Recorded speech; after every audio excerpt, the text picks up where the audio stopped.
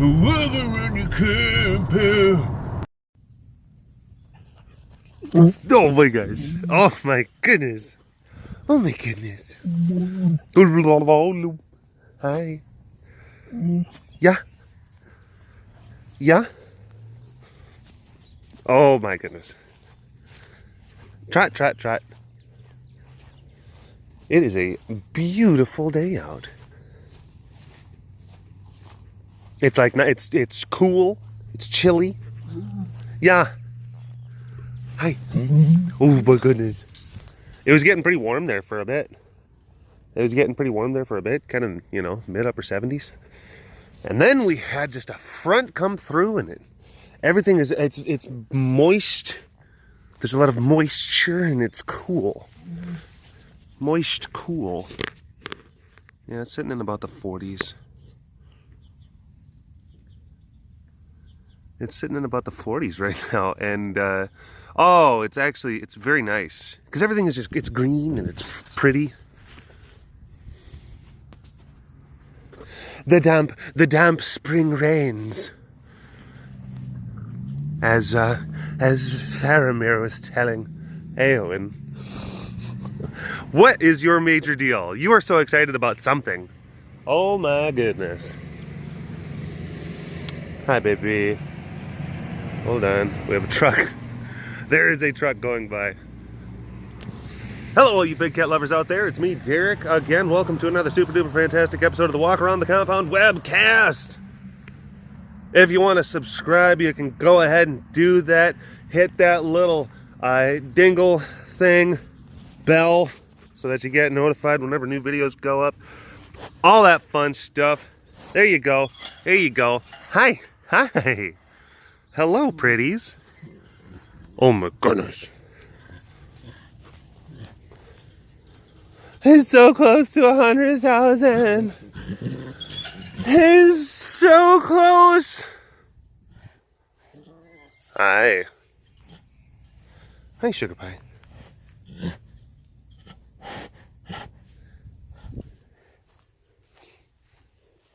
She is on something. She has got something going on. Finally got the box head Chowtown. Oh my gosh, murder. Finally got the video up. And yeah, so that's done. Done. I know. It's good to just have things. It's good to put things into the done pile.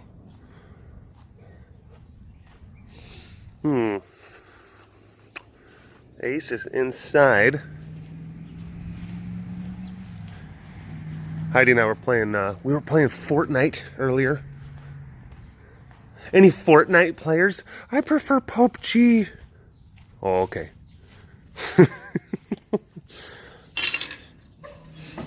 It's more realistic.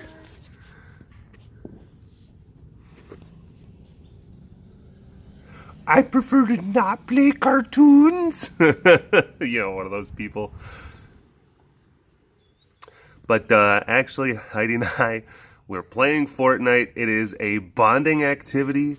I'll play around, and then she'll play around, and then I'll play around, and then she'll play around, and we'll watch each other. And then ooh, go over there. Ooh, maybe you should try that. Oh, wait. I think there's a guy over there. Oh my gosh, hold on. Oh, there's a treasure chest. Ooh, what's in it? Oh, do you hear it? Where is it? Oh, you gotta build a wall.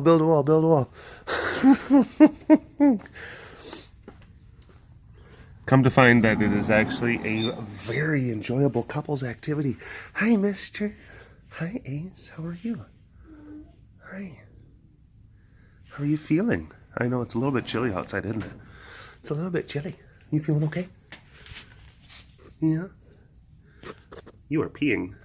And he's just peeing right now. Hey, you. Hey. Sass. Yeah. You're a very good girl. Good girl. What do you know? Yeah. Oh my goodness. Okay. He's like, That was enough. That was enough. Oh, I can smell the zoom. Come on, zoom. My autofocus. Autofocus. Roll out. There's some brush that was being burned. Hi. Hello. Hi, beautiful. What do you know? She's like, I know that it's a little bit chilly, and I'm going to lick my butt. I'm like, well, okay. Everyone's got their rituals.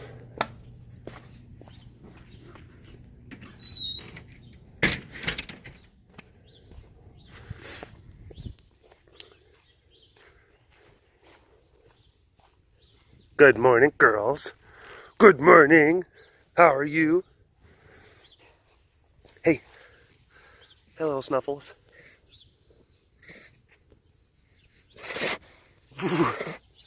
Oh boy. I caused a bit of a stir. Caused a bit of a stir with my cheeky fun Instagram post. It was cheeky and fun.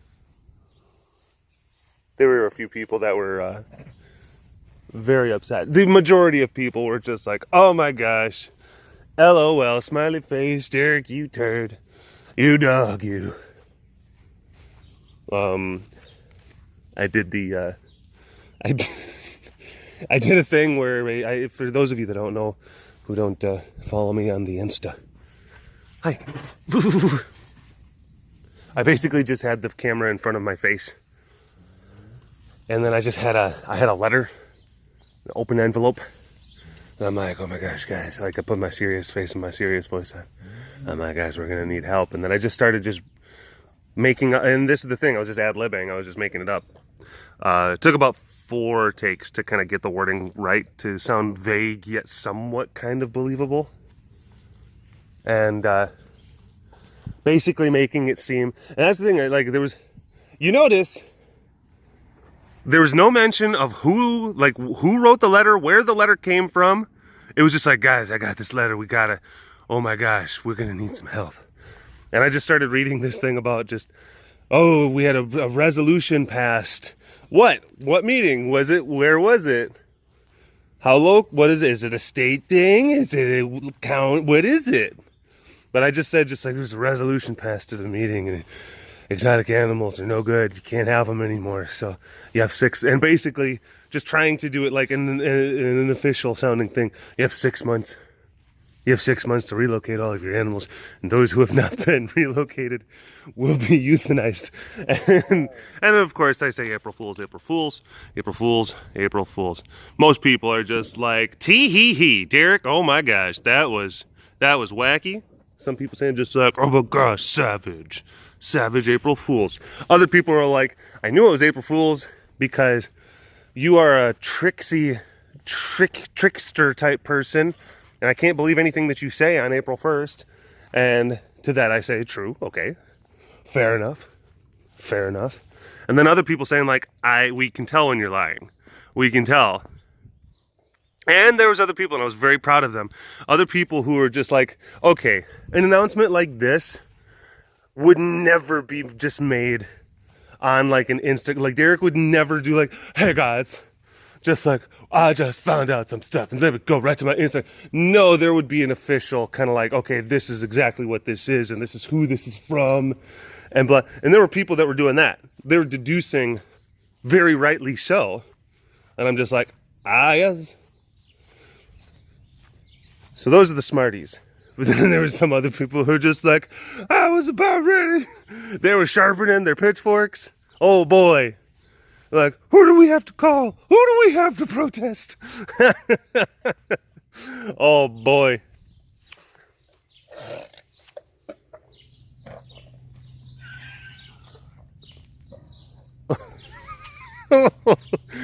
Oh, Luca. Oh. Ugh. Luca, you all right?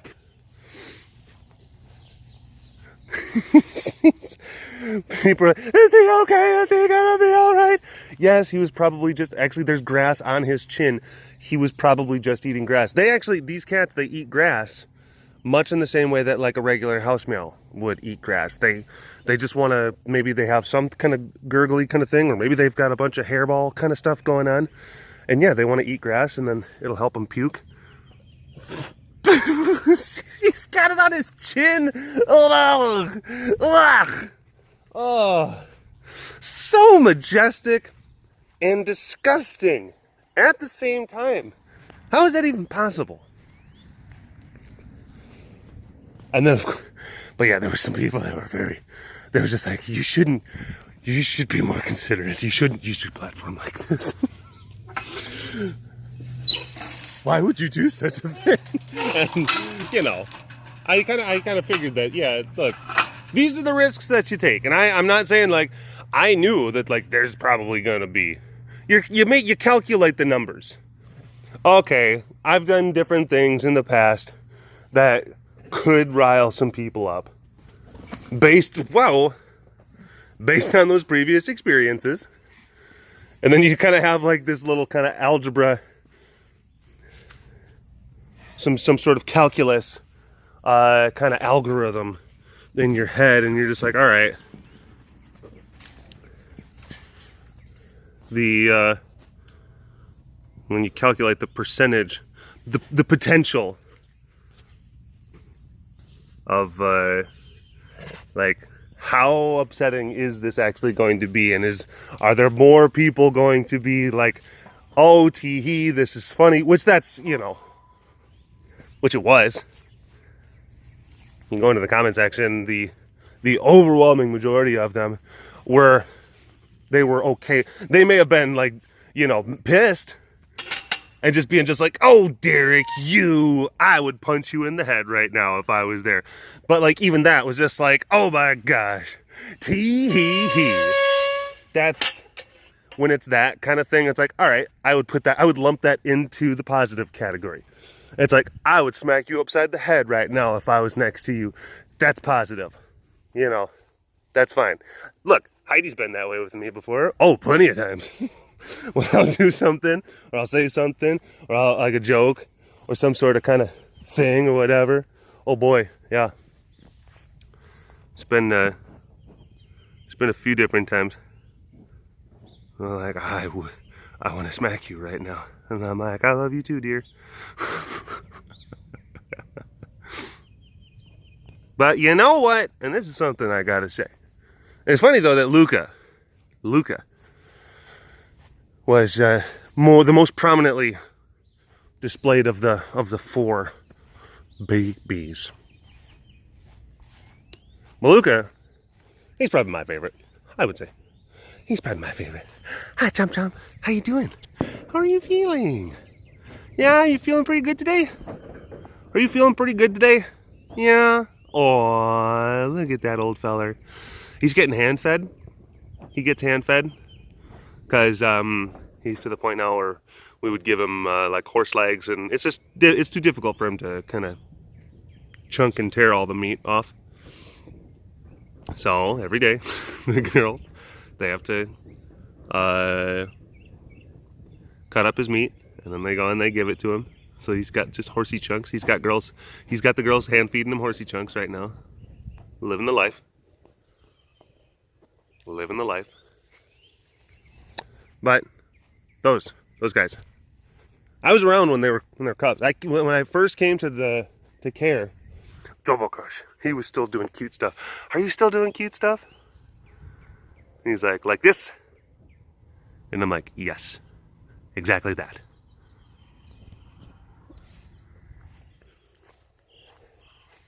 Oh my gosh, your cuppeth overfloweth with cute.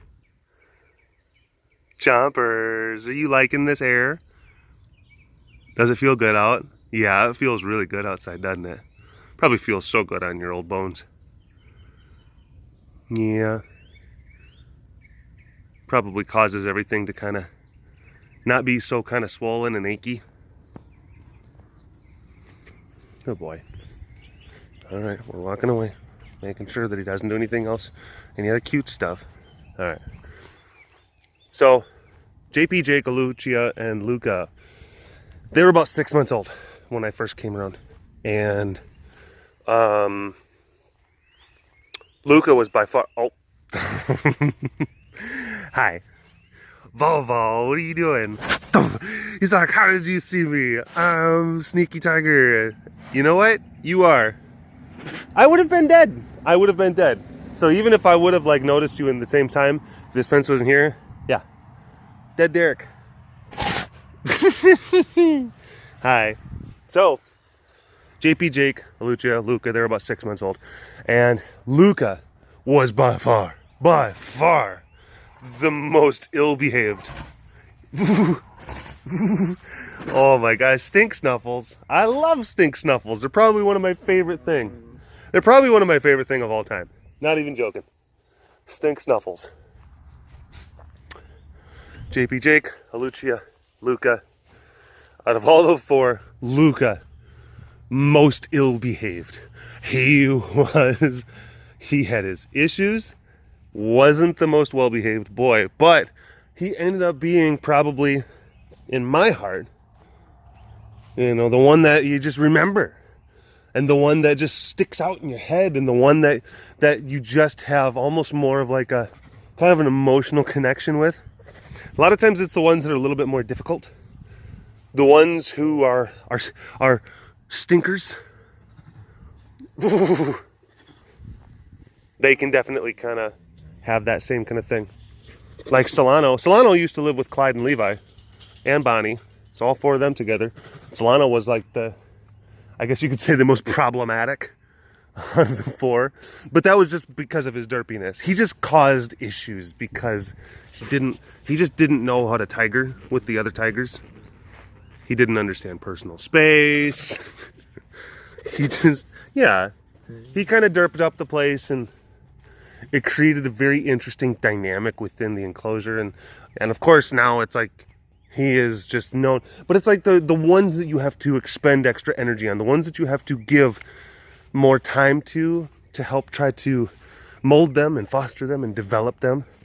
Those are the ones that kind of stick in your head. Slade was bitey, fighty, fighty, bitey, bitey, bitey, bite. I've even said, yeah, no, I've even talked about the hypotheticals, because Boomer, of course, he's got his whole food aggression thing. Make no mistake, food aggression. But when they were babies, I mean, when you take food out of the equation, when there's not food, oh my gosh, Slade Potato was just nothing. He wanted to bite the world. Some men just want to bite the world. That was Slade. And I guess, out of the two, I kind of find myself maybe drawn a little bit more towards, the Church of Slade, as opposed to the cult of Boomer. But that's just based on personal experience. Again, who is the stink pots? Sometimes when the stink pots are the ones that you actually foster and develop a stronger emotional connection with. Oh my gosh. Hi, Melita. How are you doing, baby? There's a difference between just like full-blown stink pot and, animals that have some emotional issues. Hi, baby. Hi. How are you? Hi. Hi. You can just relax, baby. No. It's like, I think might be the camera. Hi. Hi. What if I did this? If I did this? Is it the phone? Here's a rock. Put it underneath my pop socket. Hi. No phone.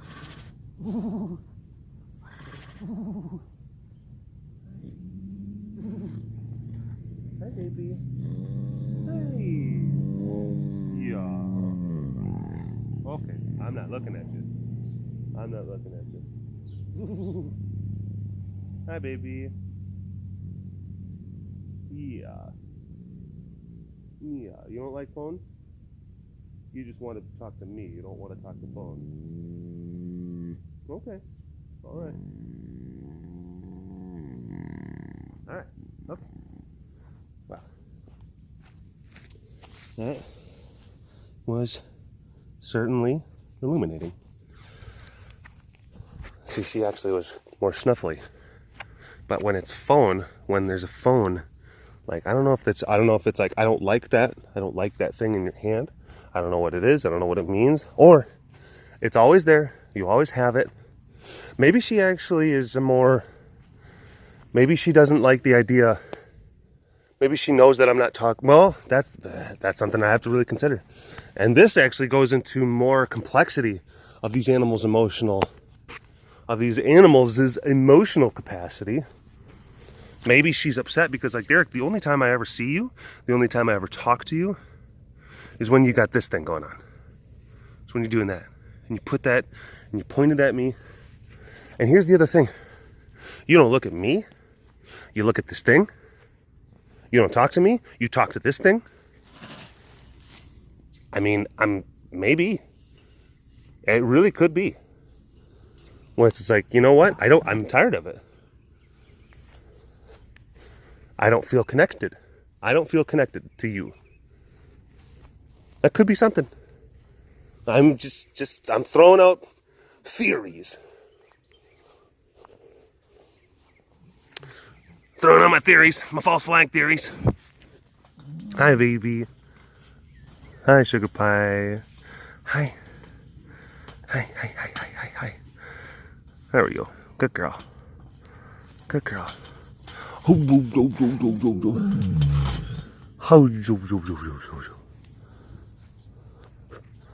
who knows?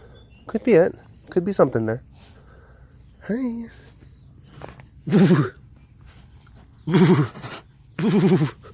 I guess it's also another big thing, and I have to be very careful about, like how I present myself. And there's a lot of times where I know that I can kind of focus on the cats, but then it's like I'm like focusing on the phone, but then the cat's over here.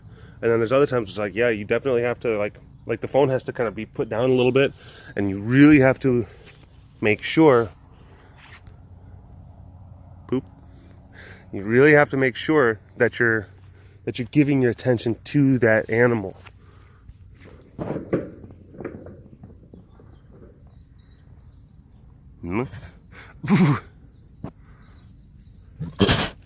Hi, baby. Hi, sugar pie. How are you? Good girl. Good girl. Oh my gosh.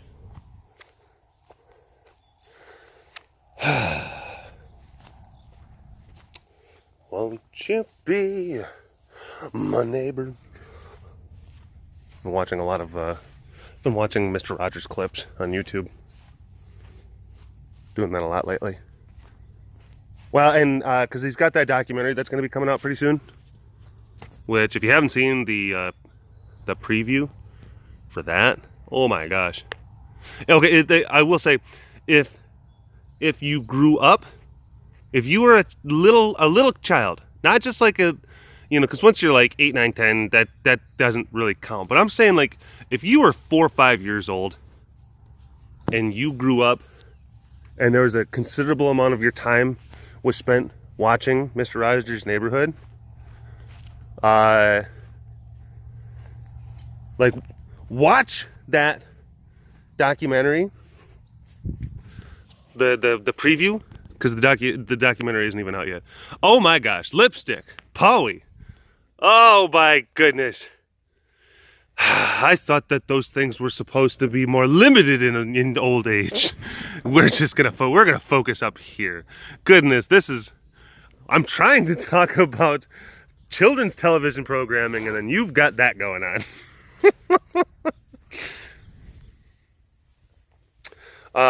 But if you spent a considerable amount of your childhood If you're a slightly older individual, and I say slightly, some a little bit older than slightly, because he was around for a long time.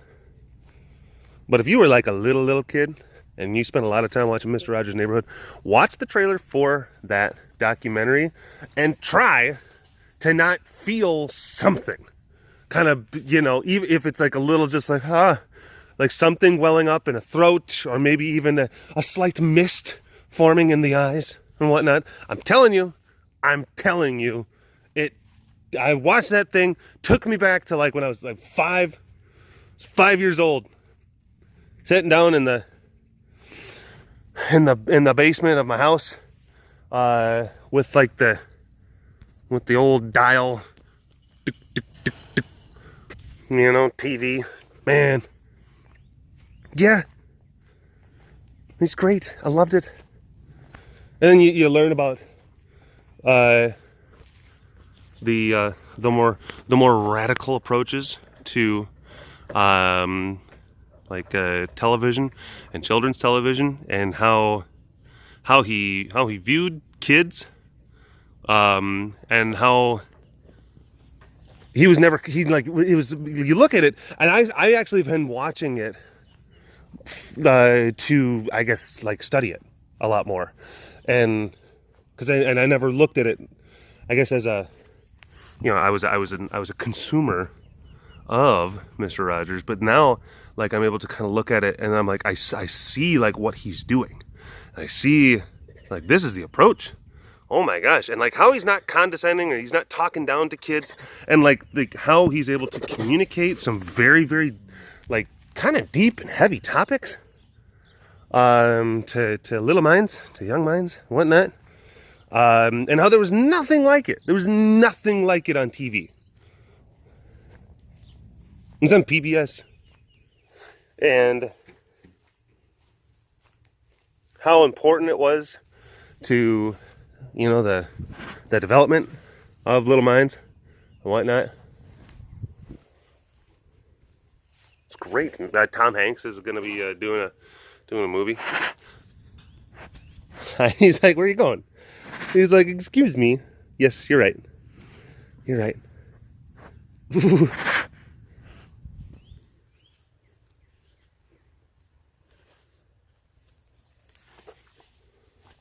But it's just the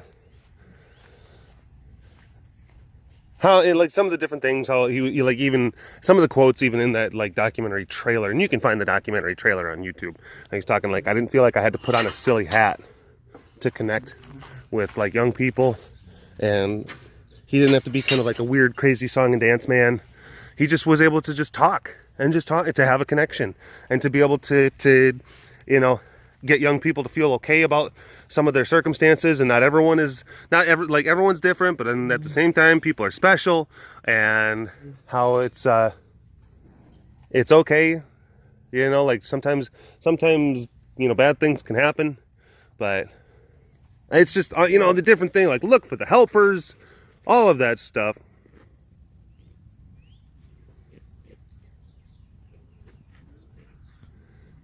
So really I didn't it was one of those things where, yeah, as a little kid, there was no, you can't articulate like why it is that you like this guy, or why it is that you like that show, or how special it really was.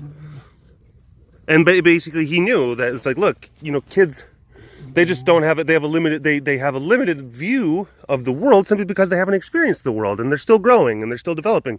But I mean, in relative terms, they're not idiots. Don't treat them like idiots, and just talk to them. Try to connect with them, and try to, you know, try to teach them things about the world, and show them the world, and show them about being themselves, and imagining, and sometimes how it's okay, and like the certain feelings that it's okay to have. And I mean, it's like it seems like simple stuff, but again, for the time, especially for the time. And they even talked about it like in the documentary trailer, like one of his producers, like, you know, saying that he was like a radical. He was a radical individual because he was putting things on TV, and he had ideas about how to make programming that were just incredibly just way out of left field. Like, where did this come? Like, how is this even going to work? And most network executives, if you were to sit there and propose that as a TV, because it was a grassroots. Whoa. Maybe, hey, be good neighbors. Be good neighbors. Because it started off as a local, I think, was it Pittsburgh or Philadelphia? A local TV affiliate that just kept on getting more and more popular, and it kept on getting more and more picked up by different local affiliates. Boom. Boomer. Boom, boom, boom. Hey. No.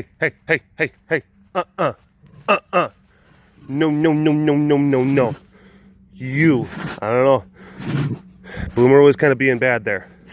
Because he kept on trying to, it was like Slade was moving, but then Boomer kept trying to anticipate and move to the point that Slade was trying to. So Slade is like, I have a trajectory, I'm trying to go over here, but Boomer kept on he kept on intersecting his ultimate trajectory with where Slade was trying to go. So Slade had to keep on altering his trajectory. It was what you might call a dick move.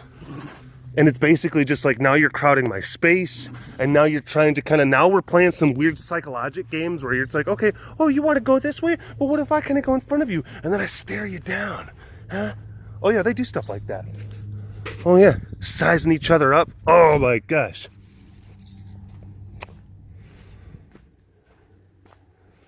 But, yeah, I first watched that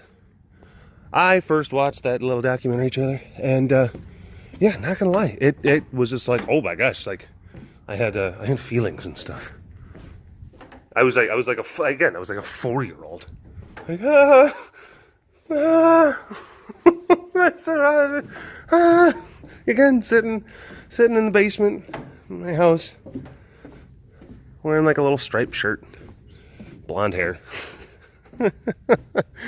Oh man. Again, not being like, as a kid, not being able to articulate why it is that show was special, but responding to it because it worked. And you felt like this person actually cared about you. And then it was at your level, and it was at your pace, and it was a good thing. So like, I watch it now for that value, like really trying to break it down and study, and like, what is it about this that worked? And I'm seeing some very interesting kind of things. I'm just like, wow, that. And it's like, it almost kind of like, no, like, well, of course that works. You seem like, that's what he's doing, or, oh, that's why he's doing this, or that's what he's saying here. And like, even like reading further into it, like all the different kind of like, the psychology elements. It's fascinating stuff. But anywho, that's all the cast time I got for today. I'm going to try to cut this out before I get to the 33:10 mark. Anyway, thank you for watching this episode of the Walk Around the Compound webcast. I'll talk to you later. #DoorbustWard in the comment section below. Bye-bye.